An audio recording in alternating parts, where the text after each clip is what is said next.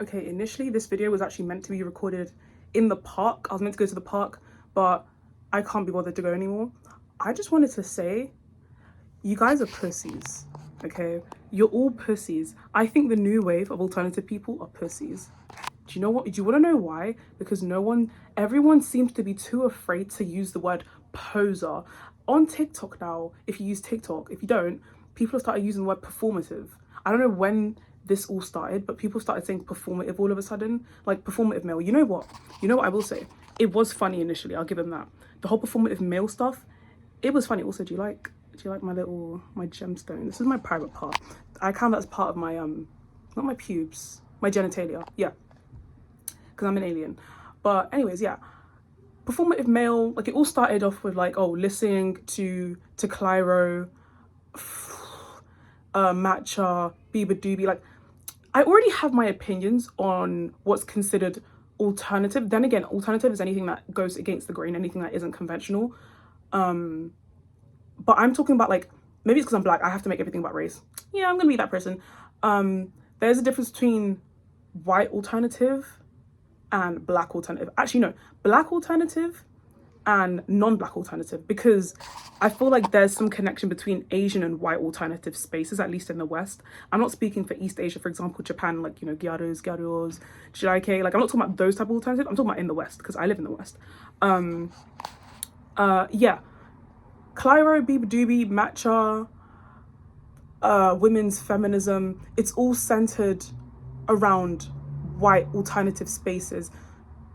Nothing wrong with that, I guess. Like, I'm not, this video isn't about, oh, we need to get rid of white alternative spaces. I don't really care. What I have to say doesn't really matter. It's not going to change anything. I don't really want to change anything. Everyone can live their own life. However, like, what I've noticed, like, within white alternative spaces, because again, I'm talking about white alternative, sorry, non-black alternative spaces, because I'm going to make a whole nother video about black alternative vs non-black. But in white alternative spaces, with all these new performative, like, I don't know, when it comes to TikTok, they just have these new buzzwords that they just acquire, fucking pull out of thin air. Where are you getting these words from? They learn one word. No, one person uses one word in a video, it sounds nice, it becomes a buzzword, everyone starts using it, they start misusing it, they start overusing it, and then the meaning's just gone altogether. I don't know, there's a name for that in linguistics. I remember in English language, I studied it, where like words change over time, like evolves. I forgot what the name is, but it's happening frequently on TikTok. Now it's the word genuinely, but that's a whole different thing. They'll be misusing the word genuinely somehow, overusing it, all these new words.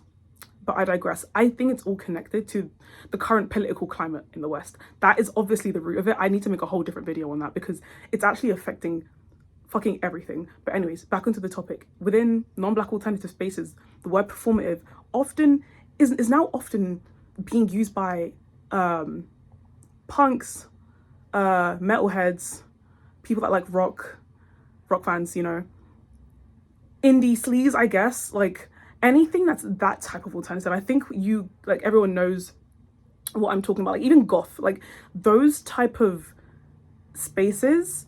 I don't know the word for it right now. It's not on the tip of my tongue, but I know what I'm talking about. But lately, like, any little thing has become alternative. For example, a girl could just not dress in a gothic style, or she doesn't dress grungy, but she listens to, I don't know, Nirvana, like, let me just, the most popular one. She'll listen to those kind of things. Or she'll be a metalhead, but she doesn't dress or act like one. You got people in the comments, fucking Billy Badass, saying that, oh, you're performative. She's performative. The performative stuff should stay when we're talking about bland ass things like Biba Doobie, laufey, that Asian girl, Matcha.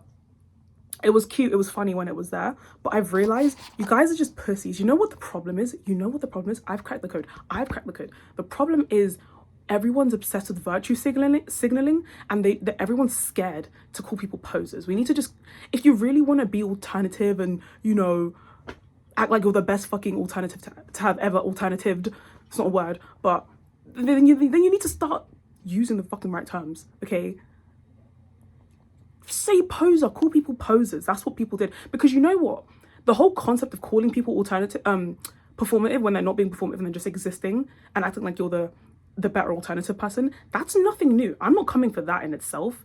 That's nothing new. The problem comes with wanting everything to be so safe and soft, no sharp edges anywhere, no insulting. Everyone's just afraid to use the right words, okay?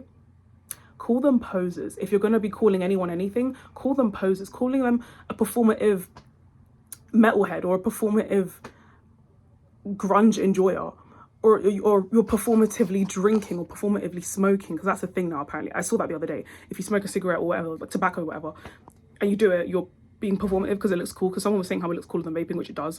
Anyways, that's performative, because now everything is being labeled performative, but you're not even using the word right anymore. You're just saying it to anyone who doesn't fit whatever you're doing. With certain subcultures, you don't need to dress the part. You just need to listen to the music, align with the politics. That's the main part. Obviously, fashion is a huge thing. Fashion and politics, they're intertwined. I'm not denying that. But to call someone performative when the only thing missing from them being an established rock fan or an established goth is the dress code, if that's the only thing they're not doing, but they're doing everything else, and you're calling them performative, you're a pussy and you're a poser. I've started calling people posers. I've always called them posers. I don't like the word performative because it's so overused now. Anyway, sorry, I just got distracted.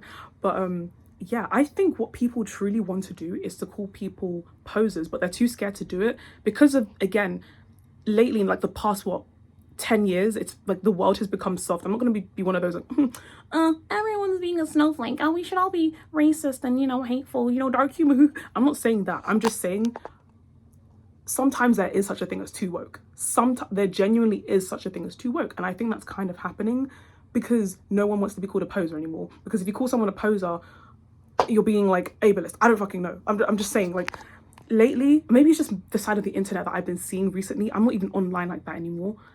Well, not anymore. Like, it hasn't really changed, but I'm not online like that in the first place.